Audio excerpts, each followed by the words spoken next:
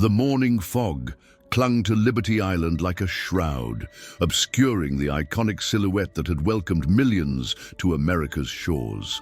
Dr. Sarah Mitchell pulled her excavation jacket tighter against the October chill as she surveyed the construction site that had transformed the monument's base into a maze of scaffolding and exposed earth. 3 weeks had passed since the 4.2 magnitude earthquake had shaken the New York harbor, causing hairline fractures in the statue's foundation that demanded immediate attention. What should have been routine structural repairs had become something far more intriguing. "Dr. Mitchell, you need to see this," Marcus Thompson's voice carried across the dig site, urgent and strained.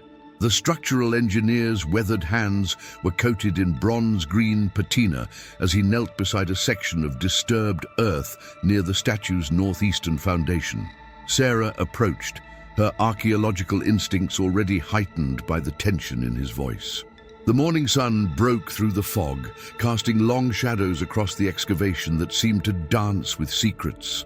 As Sarah knelt beside Marcus, her breath caught in her throat. Partially exposed in the dark soil lay fragments of bronze that clearly didn't belong to the statue above. The metal pieces formed what appeared to be facial features, but the expression was wrong. Completely wrong. Where Lady Liberty's face conveyed hope and determination, these fragments suggested anguish, torment, and something that made Sarah's skin crawl with unease. The craftsmanship was undeniably from the same period, the same skilled hands that had shaped Bartholdi's masterpiece, yet the emotional resonance was its complete opposite. "How deep?" Sarah asked, her voice barely above a whisper, as she traced the contours of what appeared to be a partially formed eye socket with her gloved finger. The bronze felt cold, even through her protective gear, as if it had absorbed decades of darkness from its underground prison. "About 8 feet down," Marcus replied, his military training evident in his precise measurements. "But here's the thing that bothers me, Doc. This wasn't just buried by time or natural settling. Look at the soil composition around it. This was deliberately placed, deliberately hidden." He pointed to the distinct layers of earth that had been carefully arranged, not the random distribution that would occur naturally over time. Sarah's mind raced through the possibilities, each more unsettling than the last. In her 15 years of archaeological work, she had uncovered countless artifacts that revealed humanity's hidden histories, but never something that felt so deliberately concealed, so intentionally erased from memory. The face in the bronze seemed to watch her, even in its fragmented state, as if waiting for someone to finally acknowledge its existence. "We need to expand the excavation grid," Sarah decided, standing and brushing the dirt from her knees. "Carefully, methodically. If there's one piece, there are likely others." She paused, looking up at the towering figure above them, Lady Liberty's torch raised triumphantly toward the sky. "And Marcus, we need to document everything before anyone else sees this. Something tells me we've stumbled onto something that was never meant to be found." The fog continued to lift, revealing the Manhattan skyline across the harbor, but Sarah felt as though they were being watched from more than just the surrounding buildings. The second face in the foundation seemed to whisper of secrets that had been buried for nearly a century and a half, secrets that someone had gone to great lengths to keep hidden beneath America's most beloved symbol of freedom and hope. The portable analysis unit hummed quietly in the makeshift laboratory Sarah had established in the visitor center's basement. 3 days of careful excavation had yielded 17 bronze fragments, each piece adding to a puzzle that defied everything she knew about the Statue of Liberty's construction. Under the harsh fluorescent lights, the metal's patina told a story that made her hands tremble as she catalogued each discovery. "The composition matches perfectly," she murmured into her digital recorder, studying the spectrographic analysis results. "Same copper-tin ratio, same trace elements as Liberty's primary structure. But the carbon dating..." She paused, her scientific mind struggling to process the implications. These pieces were created concurrently with the statue itself between 1875 and 1886. This isn't a reproduction or a later edition. This is original Bartholdi work. Dr. Elena Vasquez entered the laboratory without knocking, her heels clicking authoritatively on the concrete floor. The senior historian's silver hair was pulled back in a severe bun, and her eyes held a coldness that Sarah had never noticed before. Dr. Mitchell, I've been reviewing your preliminary reports. This excavation needs to be suspended immediately. Sarah looked up from the fragments, her protective instincts flaring. On what grounds? We're following all proper archaeological protocols. These findings could revolutionize our understanding of the statue's construction. On the grounds that you're disrupting a national monument based on speculation, Eleanor replied, her voice carrying an edge of authority that brooked no argument. These fragments are likely discarded pieces from the original construction, nothing more. The National Park Service has decided that the structural repairs take priority over amateur archaeological theories. The dismissal stung, but Sarah had faced bureaucratic resistance before. What bothered her more was the way Eleanor's eyes avoided looking directly at the bronze fragments, as if she already knew what they contained. Amateur theories. Eleanor, I've documented clear evidence of deliberate burial. The soil stratification alone proves these weren't simply discarded. Enough! Eleanor's voice rose sharply, then modulated back to professional calm. James Crawford will be here this afternoon to oversee the continuation of structural work. I suggest you have your materials packed and ready for transfer to our Manhattan storage facility. After Eleanor left, Sarah stood alone among the fragments, her mind churning with questions that seemed to multiply with each passing hour. She picked up the largest piece, part of what appeared to be a cheek and jaw line, and held it up to the light. The expression captured in the bronze was unmistakably one of suffering, the mouth slightly open as if crying out in pain or pleading for help that would never come. Marcus appeared in the doorway, his expression grim. "We need to talk, Doc, privately." He glanced around the laboratory, then gestured for her to follow him outside. They walked to the island's eastern shore, where the sound of lapping waves would mask their conversation from any potential listeners. "I made some calls to old military contacts," Marcus began, his voice low and urgent. "Unofficial channels, people who know how to find information that's been buried. Sarah, there are records that were sealed in 1886, classified under something called the Cornerstone Protocol.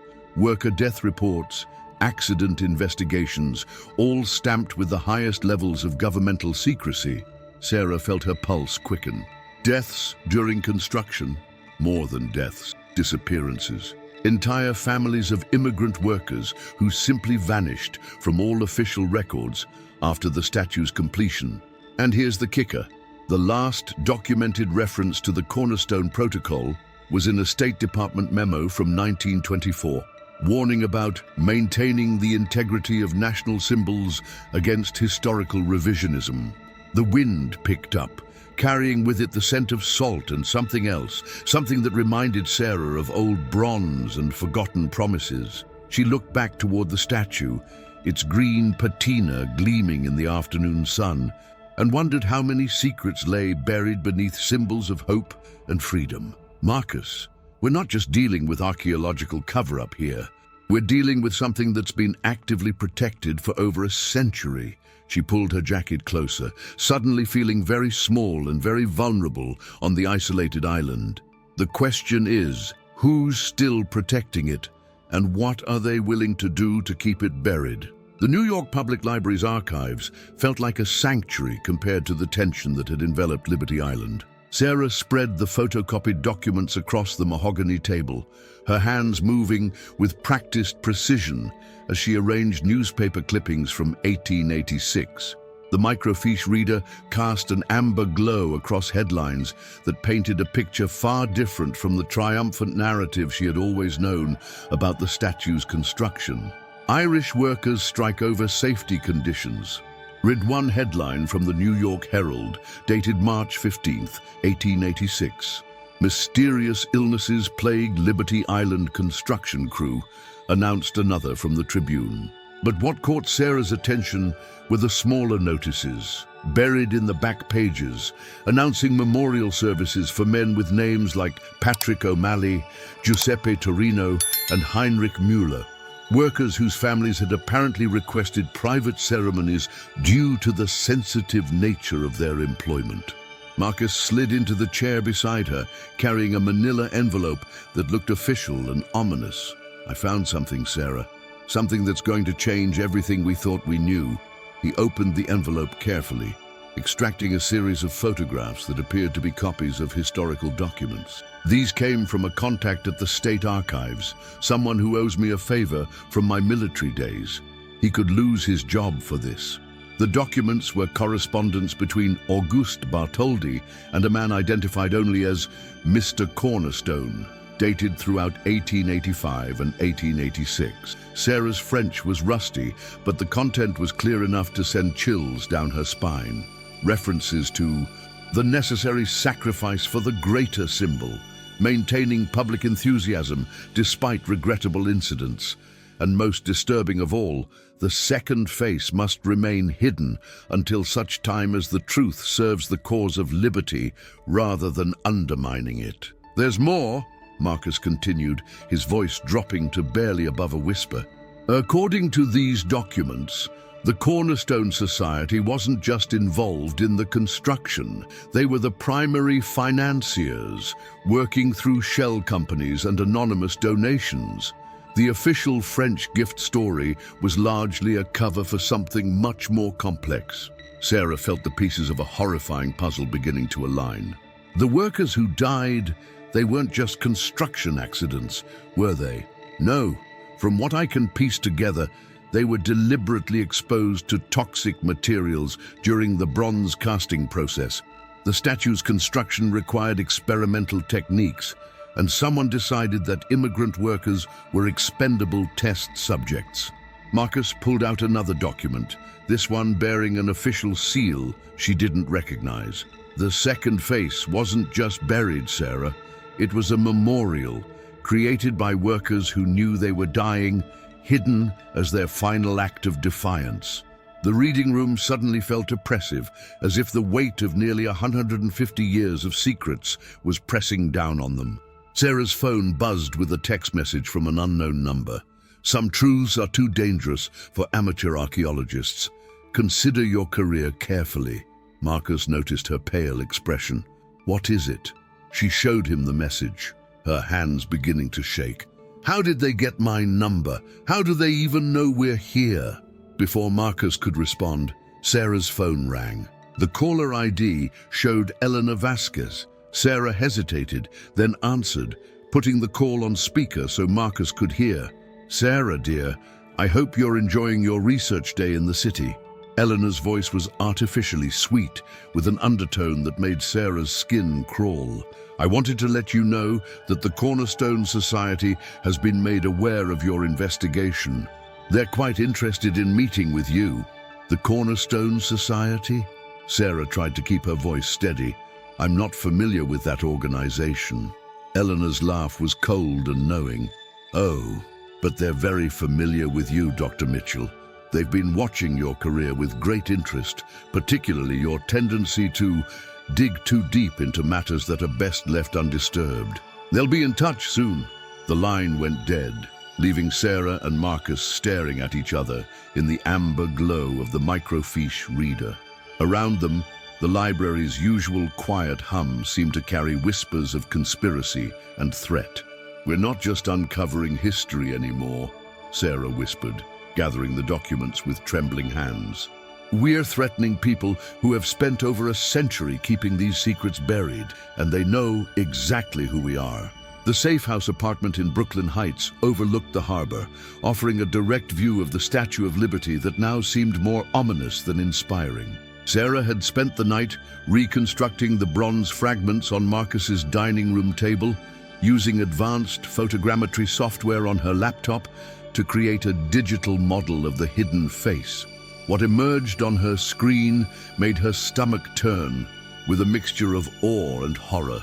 The second face was complete in her reconstruction, not broken or damaged, but deliberately fragmented and buried. The expression captured in bronze was that of a man in his 30s, with strong immigrant features that spoke of Eastern European heritage. His mouth was open in what could have been a scream or a final plea, his eyes wide with a terror that transcended mere physical pain. But most disturbing of all were the details around the neck area, clear evidence of restraints that had been incorporated into the bronze casting itself. "They were alive," Sarah whispered, her voice breaking as the full implications hit her. "When they cast this bronze, some of these workers were still alive." Marcus looked up from the historical documents he had been cross-referencing with ship manifests from Ellis Island. "I found him, Sarah. His name was Dimitri Kozlov, arrived from Ukraine in 1884 with his wife and 2 children. According to the Ellis Island records, he was employed by the Franco-American Construction Company, a shell corporation that we now know was controlled by the Cornerstone Society." Sarah's phone buzzed with another unknown number. This time, when she answered, a cultured voice with a slight accent spoke with chilling calm. "Dr. Mitchell, my name is Victoria Cornerstone. I believe it's time we had a conversation." "I'm listening," Sarah replied, her voice steadier than she felt. "Excellent. You've uncovered something that my family has protected for 5 generations.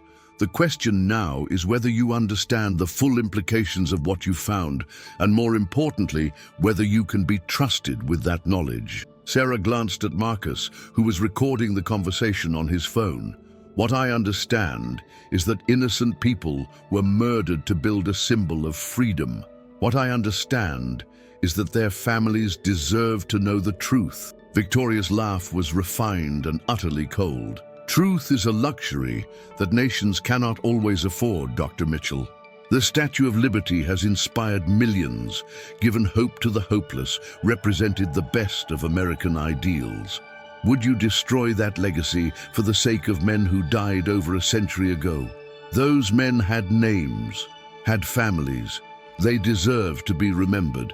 They are remembered in their own way, in every immigrant who has looked up at Lady Liberty and found hope, every refugee who has seen her torch as a beacon of freedom, remembers them. Their sacrifice built something greater than their individual lives." Sarah felt rage building in her chest. "Their sacrifice. They were murdered. They were the foundation," Victoria corrected, her voice taking on an almost religious fervor. "Just as every great nation is built on the bones of those who came before. The difference is that we have the wisdom to understand when truth serves the greater good and when it merely serves to destroy." The call ended abruptly, leaving Sarah staring at her phone in shock. Marcus was already moving, gathering documents and closing his laptop. "We need to leave now. If they're willing to talk, it means they're also willing to act." As they hastily packed their research, Sarah took one last look at the digital reconstruction of Dimitri Kozlov's face. In the bronze features, she saw not just one man's suffering, but the faces of countless others whose stories had been buried beneath symbols and myths. The Statue of Liberty's torch still gleamed across the harbor, but now Sarah understood that its light cast shadows that stretched back through generations of silenced voices. Elena Vasquez had been right about one thing: some truths were dangerous. But as Sarah tucked the hard drive containing their research into her jacket, she realized that the most dangerous truth of all was that some people would kill to keep the past buried, and they were still very much alive. The abandoned warehouse in Queens felt like the end of the world, but it was the only place Marcus trusted for their final meeting before everything changed. Sarah clutched the waterproof case containing backup drives of all their research, her heart pounding as footsteps echoed through the empty building. They weren't alone. Victoria Cornerstone emerged from the shadows, flanked by 2 men in expensive suits who moved with the precision of professional security.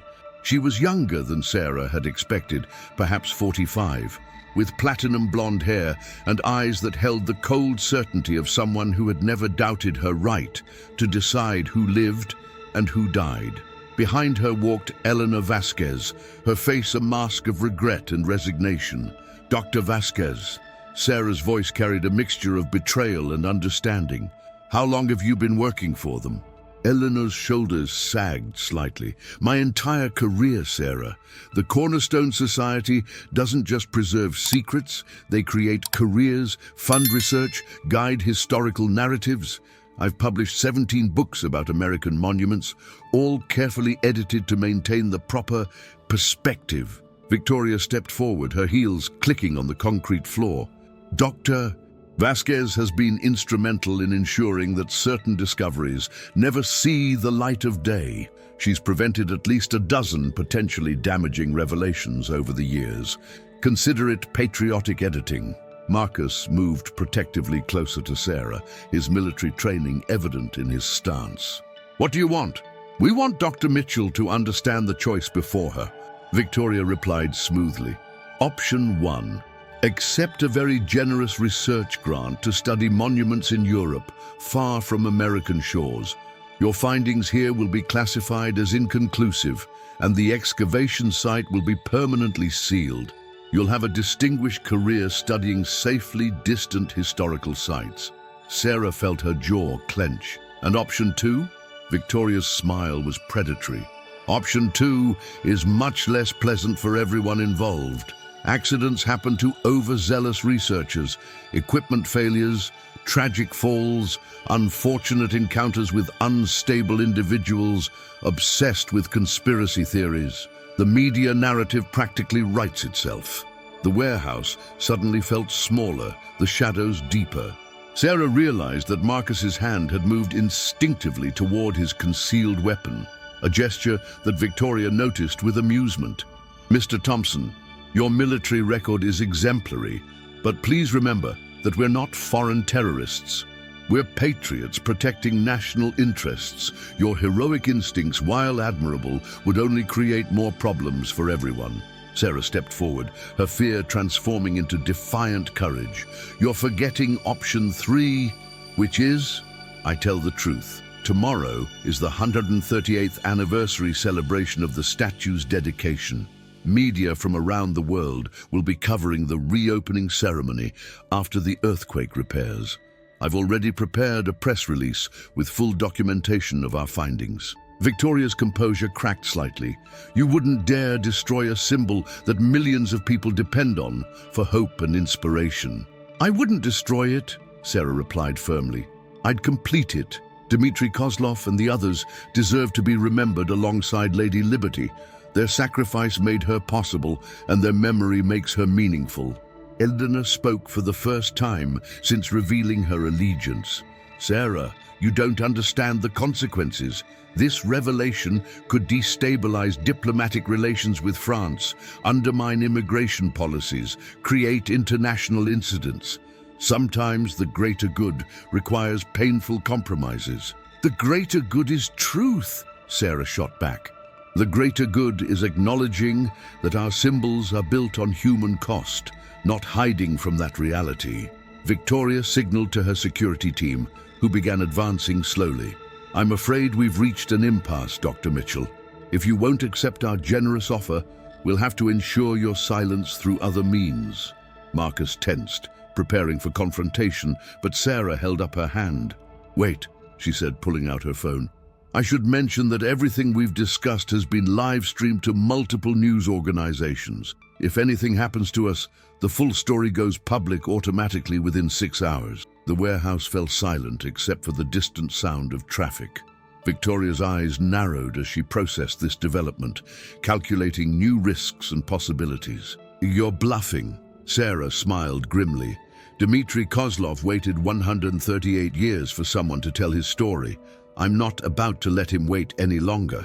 The morning of the anniversary ceremony dawned clear and crisp, with television crews from around the world setting up their equipment on Liberty Island. Sarah stood at the podium that had been erected for the ceremony, her hands steady despite the magnitude of what she was about to do. The bronze fragments of Dimitri Kozlov's face sat in a display case beside her, finally exposed to sunlight after nearly 140 years of darkness. Behind the media crowd, Sarah could see Victoria Cornerstone and her security team positioned strategically throughout the audience. Their plan had been elegant in its simplicity. Wait until Sarah began her revelation, then create a distraction that would discredit her as an unstable conspiracy theorist. But Sarah had spent the early morning hours implementing her own contingency plan. Secretary of the Interior James Patterson stepped to the podium first, delivering the standard remarks about liberty, hope, and the enduring symbol that welcomed immigrants to American shores. Sarah watched the crowd, noting the mix of tourists, officials, and descendants of immigrants who had come to honor the statue's legacy. Soon, they would understand that legacy was more complex and more human than they had ever imagined. "Ladies and gentlemen," Secretary Patterson announced, "I'm pleased to introduce Dr. Sarah Mitchell, the lead archaeologist whose team discovered remarkable artifacts during our recent foundation repairs." Sarah approached the microphone, her heart pounding but her voice clear. "Thank you, Secretary Patterson. What we discovered beneath the Statue of Liberty will forever change how we understand this monument and the true cost of the American dream." She gestured to the bronze fragments. "This is Dimitri Kozlov, a Ukrainian immigrant who arrived at Ellis Island in 1884 with his wife and 2 children. Along with dozens of other workers, Dimitri died during the statue's construction, not from accidents, but from deliberate exposure to toxic materials in experimental bronze casting techniques." A murmur ran through the crowd as cameras zoomed in on the reconstructed face. Sarah continued, "These workers weren't just building a statue, they were unknowingly sacrificing their lives to create a symbol that would inspire millions. Their deaths were covered up by a secret organization called the Cornerstone Society, which has spent 138 years ensuring this story remained buried." Victoria Cornerstone began moving through the crowd, but Marcus and his team of veteran contacts had anticipated this. As she approached the stage, she found her path blocked by a wall of former military personnel who had volunteered to protect Sarah's right to speak. "The Cornerstone Society still exists today," Sarah announced, her voice carrying clearly across the harbor. "They believe that some truths are too dangerous for the American people to hear. They believe that symbols are more important than the human beings who died to create them." Eleanor Vasquez appeared at the edge of the crowd, tears streaming down her face as decades of complicity finally overwhelmed her. She stepped forward and took a microphone from a nearby reporter. "Dr. Mitchell is telling the truth." Eleanor's voice cracked with emotion. "I've spent my entire career helping to hide this story. Dimitri Kozlov and the others, they deserve to be remembered. Their families deserve to know what happened to them." The crowd erupted in a mixture of shock, anger, and confusion. News anchors struggled to process the revelation in real time, while historians in the audience began connecting pieces of a puzzle they had never realized existed. Sarah raised her hand for quiet. "This discovery doesn't diminish the Statue of Liberty's importance. If anything, it makes her more meaningful. She stands not just as a symbol of freedom, but as a memorial to those who paid the ultimate price for that symbol." Dimitri Kozlov's face, hidden in her foundation, reminds us that liberty isn't free, and that we honor our ideals best when we acknowledge their true cost. As she spoke, construction crews began carefully exhuming the remainder of the hidden bronze work, preparing to create a proper memorial for the forgotten workers. The Statue of Liberty still stood tall above them, her torch raised toward the sky, but now she carried the weight of complete truth rather than selective memory. Victoria Cornerstone was escorted away by federal agents as investigations began into the Cornerstone Society's activities. The symbol of liberty would endure, but it would no longer stand on a foundation of silence and forgotten sacrifice. In the harbor breeze, Sarah could almost hear Dimitri Kozlov's voice, finally free to tell his story to the world.